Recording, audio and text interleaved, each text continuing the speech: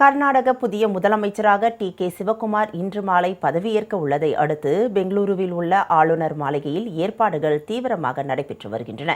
இன்று மாலை 4 மணிக்கு ஆளுநர் மாளிகையில் நடைபெறும் பதவியேற்பு விழாவில் ஆளுநர் தாவர் சந்த் கெலாட் டி.கே. சிவக்குமாருக்கு பதவி பிரமாணமும் ரகசிய காப்பு பிரமாணமும் செய்து வைக்க உள்ளார். அவருடன் 12 முதல் 14 பேர் வரை அமைச்சர்களாக பதவியேற்க உள்ளதாக தகவல்கள் வெளியாகியுள்ளன. முன்னதாக இன்று காலை கர்நாடக முன்னாள் முதலமைச்சர் சித்தராமையாவை அவரது இல்லத்தில் டி.கே. சிவக்குமார் சந்தித்து வாழ்த்து பெற்றார்.